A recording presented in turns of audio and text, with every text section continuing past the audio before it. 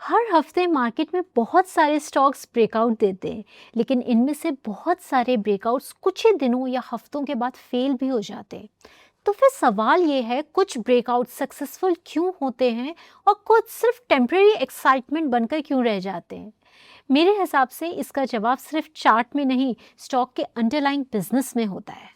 Chart हमें बताता है कि बायर्स किसी काउंटर में एक्टिव हो रहे हैं, लेकिन बिजनेस हमें बताता है कि क्या उस बाइंग के पीछे कोई सॉलिड रीजन भी है या नहीं। और इसी फर्क को समझना एक ट्रेडर और एक इन्वेस्टर के बीच का सबसे बड़ा डिफरेंस होता है। इसीलिए जब भी आप चार्ट्स में कोई ब्रेकआउट देखें तो ये 5 सवाल जरूर पूछिए। पहला, जो प्राइस कंसोलिडेशन था वो जेन्युइनली लंबा था या सिर्फ कुछ दिनों का साइडवेज मूवमेंट? दूसरा, ब्रेकआउट स्ट्रॉन्ग वॉल्यूम और पार्टिसिपेशन के साथ हुआ या सिर्फ एक दिन की टेम्परेरी एक्साइटमेंट थी? तीसरा, कंपनी के अर्निंग्स और प्रॉफिटेबिलिटी किस डायरेक्शन में जा रही है? चौथा, बिजनेस एक्चुअल कैश जनरेट कर रहा है या सिर्फ अकाउंटिंग प्रॉफिट सिखा रहा है? और पांचवा, क्या कोई ऐसा फंडामेंटल ट्रिगर है जो अगले कुछ सालों की ग्रोथ को सपोर्ट कर सकता है? आज के वीडियो में हम एग्जैक्टली इसी फ्रेमवर्क को यूज करके 3 लार्ज कैप स्टॉक्स पर बात करेंगे, जहां मुझे लगता है कि चार्ट्स और फंडामेंटल्स दोनों एक ही डायरेक्शन में मूव करते नजर आ रहे हैं। तो चलिए वीडियो को शुरू करते हैं। हाय, मैं हूं doctor Priyanka. I am a stock market mentor, a trader and investor in Indian markets. इस वीडियो का एनालिसिस मेरी पर्सनल रिसर्च और असेसमेंट है। तो अगर आपको मेरी ये फंडामेंटल इंसाइट्स अच्छी लगे तो चैनल को सब्सक्राइब जरूर कीजिएगा। तो चलिए वीडियो को शुरू करते हैं, लेकिन एक इंपॉर्टेंट डिस्क्लेमर, जो भी स्टॉक्स मैं आपके साथ आज शेयर कर रही हूँ ये कोई बाय या सेल रिकमेंडेशन नहीं है, पर हाँ, इसे आप अपनी रिसर्च में जरूर यूज कर सकते हैं। तो चलिए शुरू करते हैं पहली कंपनी से, जो है सन फार्मा। सबसे पहले स्टॉक का प्राइस बिहेवियर समझते हैं धन चार्ट्स में। जैसा कि आप स्क्रीन पर देख पा रहे हैं, स्टॉक का प्राइस चार्ट है, डेली चार्ट है, और सितंबर 2024 में स्टॉक ने एक न्यू हाई बनाया था 1950 लेवल्स के आसपास। उसके बाद से ये स्टॉक एक साइडवेज कंसोलिडेशन में हमें दिखाई दे रहा है। इस कंसोलिडेशन का लोएस्ट सपोर्ट बना था 1550 के आसपास, और हाईएस्ट रेजिस्टेंस जो है इस कंसोलिडेशन का वो प्लेस्ड है 1950 के आसपास। आज के डेट में स्टॉक ट्रेड कर रहा है अराउंड 1900 लेवल्स के आसपास। ऐसा नहीं है कि स्टॉक ने अपने प्रीवियस हाई को ब्रेक करके ऑलरेडी ब्रेकआउट दे दिया है, लेकिन जिस तरीके से रीसेंट प्राइस एक्शन हमने पिछले 1-2 महीने में देखा है, उससे ये लगता है कि स्टॉक अपने न्यू हाई की तरफ बढ़ रहा है और सूनर और लेटर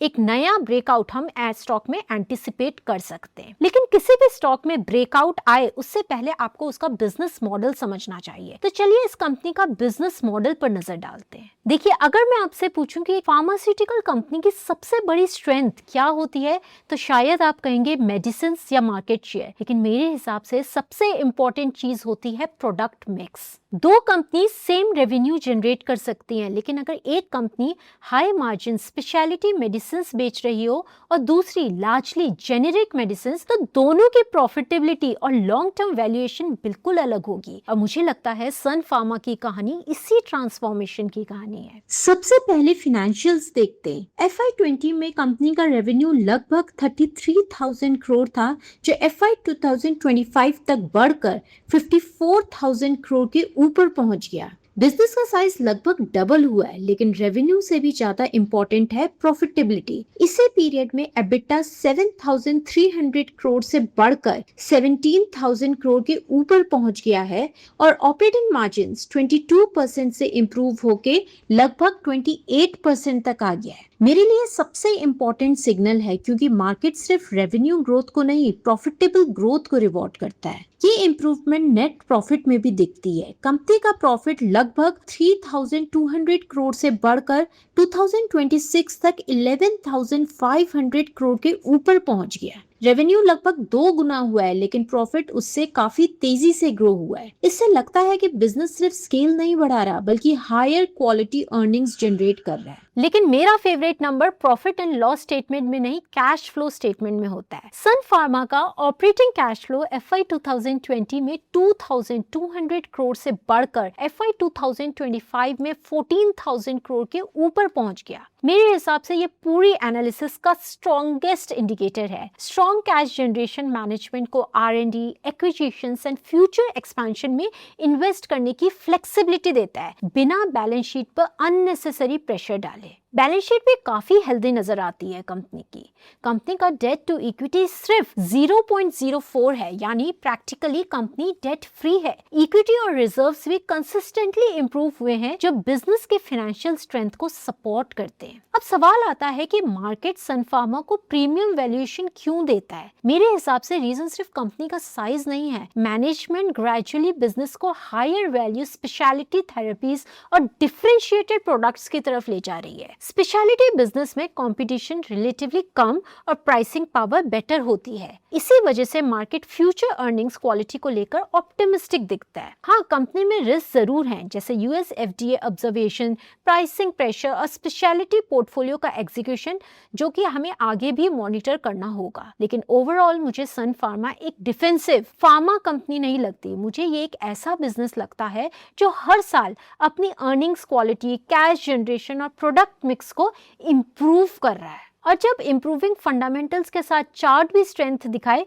तब ऐसे ब्रेकआउट्स इन्वेस्टर्स के लिए काफी इंटरेस्टिंग हो सकते हैं। चलिए अब चलते हैं अपने दूसरे स्टॉक की तरफ, जहां पे प्राइस चार्ट ये इंडिकेट करता है कि प्राइसेस अभी एक ब्रेकआउट की तरफ जा रहे हैं। ऐसा नहीं है कि स्टॉक में ब्रेकआउट आ चुका है, लेकिन ये स्ट्रॉन्ग चांसेस हैं कि ओवर द डेज या ओवर द वीक्स या ओवर द मंथ्स आपको एक ब्रेकआउट यहाँ पे देखने को मिल सकता है। इसकी हाई प्रोबेबिलिटी है। तो सबसे पहले स्टॉक का प्राइस बिहेवियर देखते हैं चार्ट्स में। जैसा कि आप देख पा रहे हैं धन चार्ट्स में, स्टॉक ने एक न्यू हाई बनाया था सितंबर 2024 में 490 के लेवल के आसपास। उसके बाद से स्टॉक में हमें एक स्ट्रॉन्ग करेक्शन देखने को मिला है और ओवर द मंथ्स स्टॉक एक साइडवेज कंसोलिडेशन में रहा है।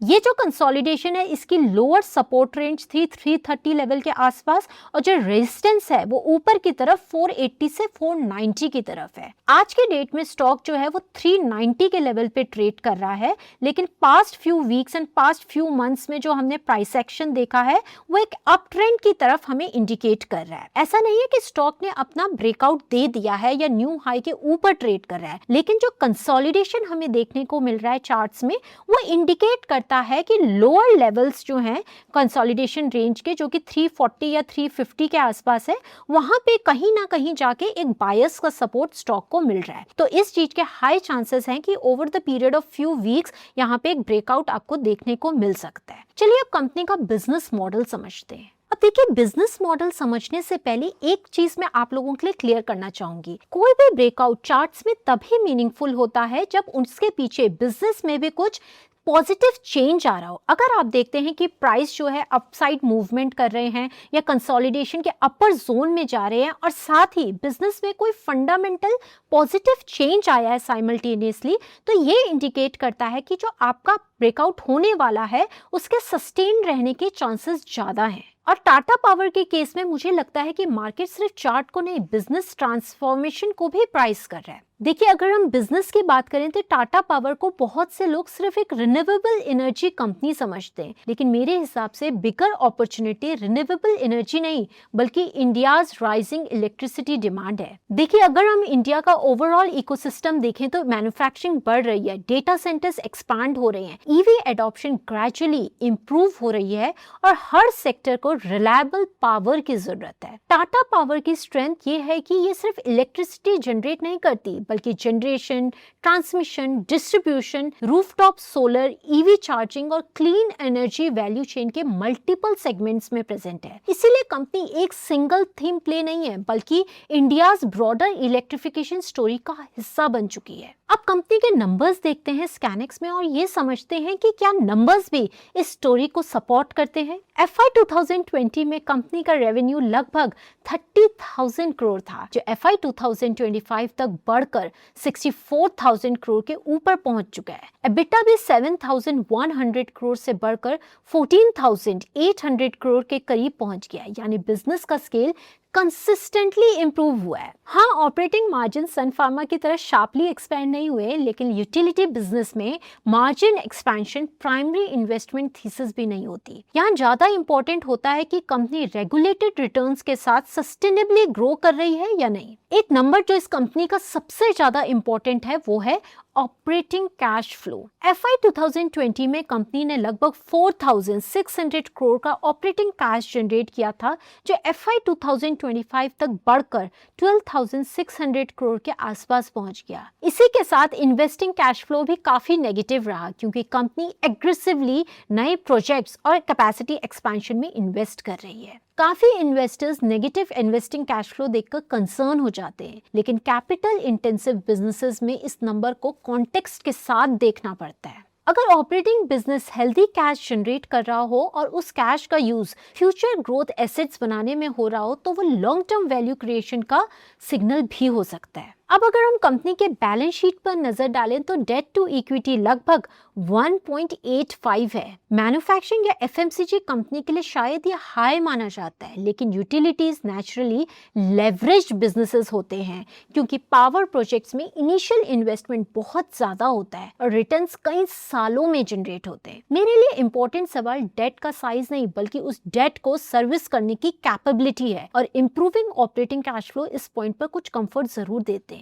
अगर हम कंपनी के रिस्क की बात करें तो एग्जीक्यूशन हमेशा मॉनिटर करना होगा। रिन्यूएबल प्रोजेक्ट्स, केपेक्स एग्जीक्यूशन और डेट मैनेजमेंट अगले कुछ सालों में कंपनी के लिए की फैक्टर्स रहेंगे। ओवरऑल अगर मुझे टाटा पावर को एक लाइन में समराइज करना हो तो मैं कहूंगी कि ये सिर्फ रिन्यूएबल एनर्जी की स्टोरी नहीं है, ये इंडिया की बढ़ती इलेक्ट्रिसिटी डिमांड और लॉन्ग टर्म एनर्जी इंफ्रास्ट्रक्चर पे एक डाइवर्सिफाइड प्ले है। और अगर बिजनेस ट्रांसफॉर्मेशन इसी पेस से कंटिन्यू होता रहा तो चार्ट पर ब्रेकआउट आने के चांसेस काफी हाई है। थर्ड स्टॉक जहां पे एक ब्रेकआउट एंटिसिपेटेड है, उस पर जाने से पहले धन का एक बहुत इंपॉर्टेंट फीचर मैं आप लोगों के साथ शेयर करना चाहती हूँ। देखिए, अगर आप म्यूचुअल फंड्स में इन्वेस्ट करते हैं तो धन पर एक बहुत इंटरेस्टिंग फीचर है जिसका नाम है स्टेप अप SIP, जो आप स्क्रीन पर भी देख सकते हैं। ये कुछ ऐसे काम करता है। अगर आप आज 5,000 की SIP स्टार्ट करते हैं तो आप डिसाइड कर सकते हैं कि हर साल ये अमाउंट ऑटोमेटिकली कितना इंक्रीज होएगा, आइदर परसेंटेज बेसिस पे या फिक्स्ड अमाउंट बेसिस पे। फॉर एग्जांपल 5,000 से 5,500, फिर 6,000 एंड सो ऑन। इससे आपको मैनुअली SIP अमाउंट चेंज नहीं करना पड़ेगा, और जैसे जैसे आपकी इनकम ग्रो होती रहेगी वैसे वैसे इन्वेस्टमेंट भी ऑटोमेटिकली स्केल होते रहेंगे, जो लॉन्ग टर्म कंपाउंडिंग में काफी मीनिंगफुल डिफरेंस क्रिएट कर सकता है। इसके साथ साथ एक और इंटरेस्टिंग फीचर यहाँ आप स्क्रीन पर देख सकते हैं जिसका नाम है कंडीशनल SIP। इसमें आप अपनी SIP को स्पेसिफिक मार्केट कंडीशंस के बेसिस पर ऑटोमेट कर सकते हैं। फॉर एग्जांपल, अगर मार्केट किसी सर्टेन परसेंटेज तक डिप करे या कोई प्राइस कंडीशन ट्रिगर हो, तब SIP एग्जीक्यूट हो सकती है। इसका आइडिया ये है कि आप फिक्स डेट इन्वेस्टिंग के साथ साथ मार्केट करेक्शंस को भी स्ट्रैटेजिकली यूज कर सकते हैं विदाउट मैनुअली मार्केट को ट्रैक किए। तो ये तो हो गई धन फीचर की बात। अब चलते हैं अपने स्टॉक नंबर 3 की तरफ।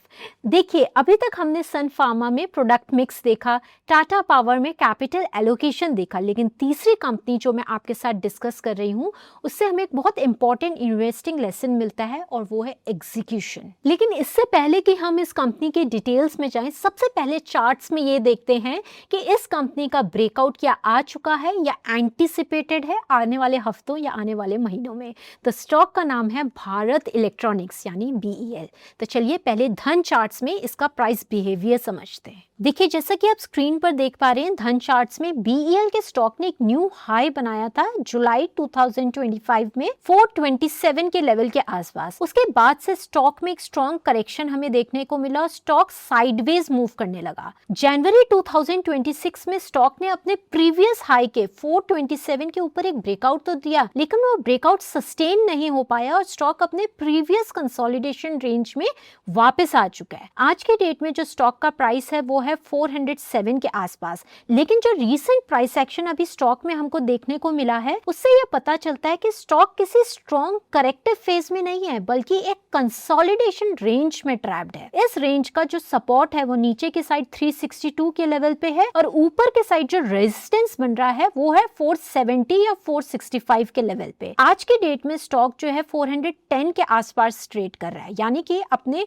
न्यू रेजिस्टेंस से या न्यू हाई से ये बहुत ज्यादा नीचे नीचे नहीं है। आने वाले हफ्तों में अगर स्टॉक का प्राइस एक्शन इसी तरीके से मेंटेन रहता है और ये कंसोलिडेशन रेंज भी इसी तरीके से वैलिड रहती है तो कुछ टाइम में एक न्यू ब्रेकआउट स्टॉक का एंटिसिपेट किया जा सकता है 470 लेवल के आसपास। ये ब्रेकआउट आएगा या नहीं ये तो टाइम ही बताएगा, लेकिन उससे पहले हम कंपनी के बिजनेस मॉडल को समझते हैं। देखिए, जब भी डिफेंस सेक्टर की बात होती है ज्यादातर इन्वेस्टर्स सिर्फ एक चीज देखते हैं, गवर्नमेंट का डिफेंस बजट। लेकिन मेरे हिसाब से डिफेंस बजट और शेयर होल्डर रिटर्न्स दोनों अलग चीजें हैं। एज एन इन्वेस्टर आपके लिए इंपॉर्टेंट सवाल ये है कि कंपनी नए ऑर्डर्स को कितने एफिशिएंटली एग्जीक्यूट कर पा रही है, क्योंकि ऑर्डर बुक तभी वैल्यूएबल होती है जब वो फ्यूचर रेवेन्यू और प्रॉफिट्स में कन्वर्ट हो। बीईएल की सबसे बड़ी स्ट्रेंथ भी यही है। कंपनी का ऑर्डर पाइपलाइन कंटिन्यूअसली स्ट्रॉन्ग बना हुआ है और उसका इम्पैक्ट फाइनेंशियल्स में भी क्लियरली दिख रहा है। FY 2020 में कंपनी का रेवेन्यू लगभग 13,000 करोड़ के ऊपर था, जो 2025 तक 24,500 के लेवल तक पहुंच चुका है। लेटेस्ट एनुअलाइज्ड नंबर्स देखें तो रेवेन्यू 27,000 करोड़ के आसपास है, यानी बिजनेस का स्केल स्टेडीली एक्सपैंड हो रहा है। लेकिन एज एन इन्वेस्टर हमारे लिए रेवेन्यू से भी ज्यादा इंटरेस्टिंग होता है प्रॉफिटेबिलिटी। इसी पीरियड में एबिटा लगभग 3,000 करोड़ से बढ़कर 8,000 करोड़ के करीब पहुंच गया। ऑपरेटिंग मार्जिन भी 24% के आसपास से बढ़कर लगभग 29% तक इंप्रूव हुए। मैन्युफैक्चरिंग बिजनेस में मार्जिन्स इंप्रूव होना बहुत इंपॉर्टेंट सिग्नल होता है, क्योंकि इसका मतलब सिर्फ ज्यादा प्रोडक्शन नहीं बल्कि बेटर एग्जीक्यूशन और ऑपरेटिंग एफिशिएंसी को इंप्रूव करना भी है। नेट प्रॉफिट भी इसी ट्रेंड को सपोर्ट करता है। कंपनी का प्रॉफिट लगभग 1,800 करोड़ से बढ़कर ओवर द इयर्स 5,500 करोड़ के ऊपर पहुंच गया है। प्रॉफिट की ग्रोथ रेवेन्यू से फास्टर रही है, जो ऑपरेटिंग लेवरेज का पॉजिटिव इंडिकेशन देती है। एक और चीज जो बीएल में मुझे पसंद आती है वो है इसकी balance sheet. Company practically debt free है और इंटरेस्ट कॉस्ट भी बहुत कम है। इसका मतलब फ्यूचर ग्रोथ एक्सेसिव बोरिंग के थ्रू नहीं आ रही है। साथ ही प्रमोटर्स के पास लगभग 51% स्टेक है, जबकि एफआईआईज और डीआईज दोनों की पार्टिसिपेशन भी काफी हेल्दी है। Institutional ownership generally quality businesses में कॉन्फिडेंस का एक पॉजिटिव इंडिकेटर माना जाता है। लेकिन यहाँ पर एक इम्पोर्टेंट सवाल आता है, मार्केट बीईएल को प्रीमियम वैल्यूएशन क्यों दे रहा है? मेरे हिसाब से रीजन सिर्फ डिफेंस सेक्टर नहीं है, मार्केट को फ्यूचर रेवेन्यू विजिबिलिटी दिख रही है। जब किसी कंपनी के पास स्ट्रॉन्ग ऑर्डर बुक हो, हेल्दी मार्जिन्स हो और एग्जीक्यूशन ट्रैक रिकॉर्ड भी अच्छा हो, तो फ्यूचर अर्निंग्स को लेकर कॉन्फिडेंस नेचुरली इंप्रूव होता है। हाँ, कंपनी में रिस्क भी हैं, जैसे डिफेंस ऑर्डर की टाइमिंग, एग्जीक्यूशन डिलेज या गवर्नमेंट प्रोक्यूरमेंट साइकिल कभी कभी क्वार्टरली परफॉर्मेंस को इम्पैक्ट करना। लेकिन लॉन्ग टर्म इन्वेस्टर के लिए मॉनिटर करने वाली सबसे इंपॉर्टेंट चीज ऑर्डर इनफ्लो नहीं बल्कि ऑर्डर एग्जीक्यूशन रहेगी। अगर मुझे बीईएल को एक लाइन में समराइज करना हो तो कुछ इस तरीके से होगा, ये सिर्फ डिफेंस सेक्टर की स्टोरी नहीं है बल्कि एग्जीक्यूशन क्वालिटी की स्टोरी है। और जब स्ट्रॉन्ग एग्जीक्यूशन को चार्ट भी सपोर्ट करना शुरू करे तब ऐसे ब्रेकआउट्स को इग्नोर करना मुश्किल हो जाता है। अब अगर इस पूरे डिस्कशन पर हम ध्यान दें तो इन तीनों कंपनीज को सिर्फ मैंने इसलिए सिलेक्ट नहीं किया है क्योंकि इनके चार्ट्स पे एक ब्रेकआउट एंटिसिपेटेड है। मुझे इन तीनों बिजनेस में एक कॉमन चीज नजर आती है और वो है इंप्रूविंग फंडामेंटल्स। सन फार्मा में अर्निंग्स क्वालिटी और स्पेशलिटी बिजनेस ग्रेजुअली इंप्रूव हो रहा है। टाटा पावर इंडिया की लॉन्ग टर्म इलेक्ट्रिफिकेशन स्टोरी का इंपॉर्टेंट हिस्सा बन रही है और बीईएल स्ट्रॉन्ग ऑर्डर एग्जीक्यूशन के थ्रू अपनी फाइनेंशियल परफॉर्मेंस को कंसिस्टेंटली स्ट्रेंथन कर रही है। लेकिन एज एन इन्वेस्टर एक बात हमेशा याद रखिए, चार्ट आपको एंट्री सिग्नल तो दे सकता है लेकिन लॉन्ग टर्म रिटर्न्स बिजनेस की क्वालिटी डिसाइड करती है। इसीलिए कभी भी सिर्फ चार्ट्स में ब्रेकआउट देखकर आपको अपना इंटायर इन्वेस्टमेंट डिसीजन नहीं लेना चाहिए। आपको ब्रेकआउट्स के साथ ये देखना चाहिए कि आप बिजनेस उस ब्रेकआउट को सपोर्ट करता है। इसका मतलब ये बिल्कुल भी नहीं है कि स्टॉक्स कभी गिरेंगे ही नहीं। मार्केट शॉर्ट टर्म में वॉलेटाइल रहेगा, प्रॉफिट बुकिंग भी होगी और करेक्शंस भी आएंगे। लेकिन अगर किसी कंपनी के फंडामेंटल्स कंटिन्यूअसली इंप्रूव कर रहे हैं तो लॉन्ग टर्म में उसके रिकवर करने और वेल्थ क्रिएट करने की प्रोबेबिलिटी भी जनरली ज्यादा होती है। तो चलिए इसी के साथ मैं इस वीडियो के एंड पर आती हूँ। आई होप आपको ये वीडियो अच्छा लगा होगा। अगर आपको मेरी फंडामेंटल इंसाइट्स अच्छी लगती हैं तो चैनल को सब्सक्राइब जरूर कीजिएगा और कमेंट्स में जरूर बताइएगा इनमें से कौन सा स्टॉक आपकी वॉच लिस्ट में है। तो चलिए, I will see you very soon in the next video. Till then, bye bye. Investments in the securities market are subject to market risk. Read all the related documents carefully before investing.